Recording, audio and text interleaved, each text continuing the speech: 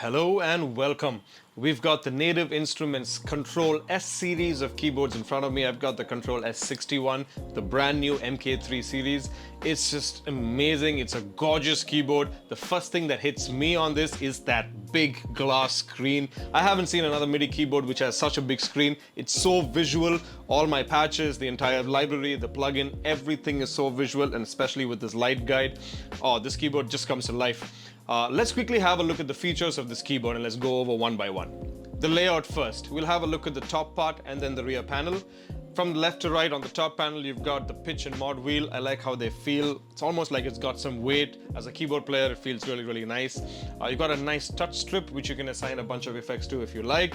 You've got your octave up and down, transpose and fixed velocity buttons on the left. And over here, you've got your transport control. This controls a bunch of DAWs, as you can see on the screen, and all of these transport functions are assigned to them. Your 4D encoder here also controls your DAW. Now, you've also got your quantize, undo, shift buttons here, buttons that are directly related to your patch right over here for your screen. 8 knobs, 8 buttons right there, and your browsing section, which is right over here. And of course, your gorgeous light guide. This is the 61 key keyboard. It also comes in a 49 and 88 as well. The rear panel now. You've got 2 USB ports. One is for your computer as the host, and one for redundant power supply. So just in case the power coming from your computer over USB is not good enough, you can always have a power source connected via the second USB port to make sure that your keyboard is powered well. Apart from that, you've got 4 pedal inputs, one for sustain, one for expression, and 2 more that are assignable to whatever you like. Maybe a volume pedal and maybe one more expression, up to you. You've got 2 MIDI ports as well, MIDI in, MIDI out over 5-pin DIN. Simple, easy. This is the layout of the keyboard. Let's move on now.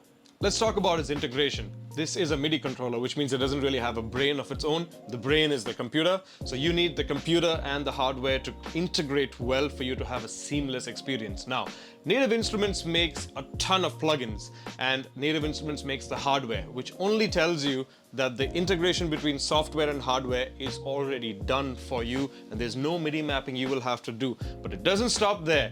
There is this standard called NKS, which is Native Control Standard, which now gives you access to third-party plugins MIDI mapping with this keyboard as well. And to name a few, Spitfire Audio, East West, Softtube, Heaviosity, the list is long.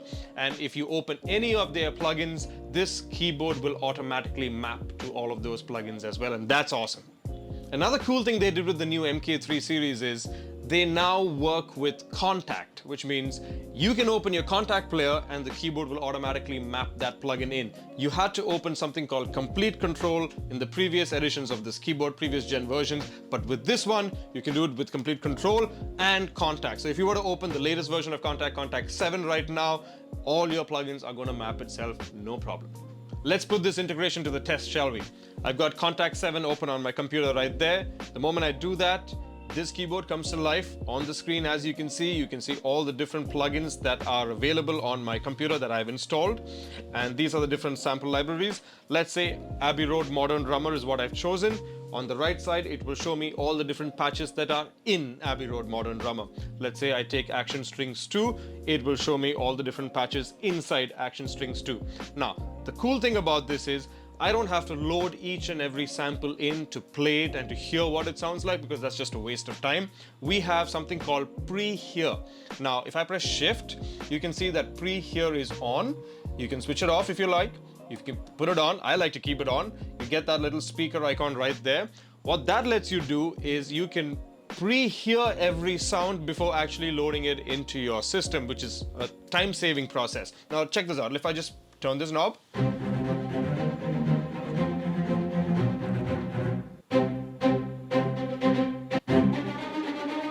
right?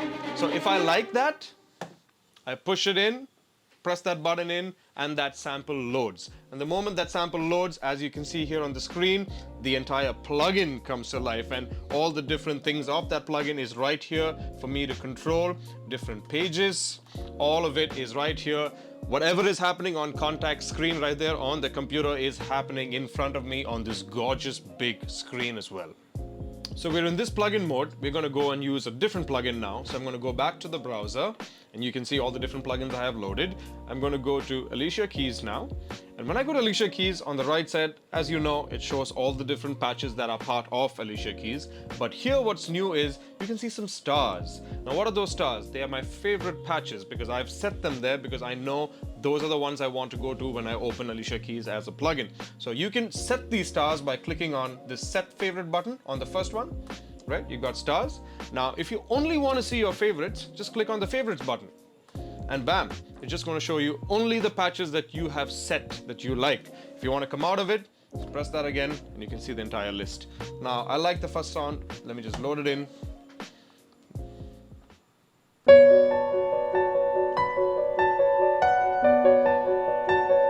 What if I want some reverb? It's right here.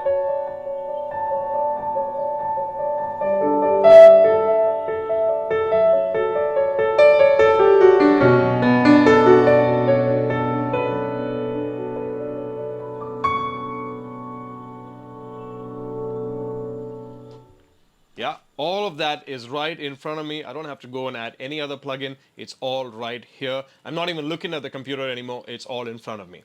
There are also some hardware settings on the MIDI controller that you can play with. Press the settings button, and right here you can see that you can adjust the brightness of your light guide like this. You can make it dimmer, you can make it brighter, you can even change the color of it. More green, more blue, purple, red, whatever you want. You can turn it off if you like. Turn it back on. The brightness of the screen can go down if you like, or take it back up. Go to the next page here. Okay, now this comes to velocity. Now when it comes to velocity, I like it more linear, but depending on the kind of player you are, you can choose to have 3 modes of hard or 3 modes of soft. I like it in the middle, I like it more linear. Now coming to Polyphonic Aftertouch. Now, this is something that takes expression to a whole new level where you can bring new layers of nuance to your playing with things like cutoff and vibrato and pitch. You can do all kinds of things with Polyphonic Aftertouch, and that's a new feature on the brand new Kontrol S series of keyboards from Native Instruments. So to wrap it up, what do we have here? You've got a fantastic rock solid controller that is so visual, gives you all the information right in front of you, integrates so well with software. A Fatar keyboard. So for all you pro keyboard players out there, this is going to feel awesome. Aftertouch, Polyphonic Aftertouch, Monophonic Aftertouch, it's got it all. I highly recommend that you give this a go. Get yourself a demo at least. Stocks are now available. Give us a call and try this unit now.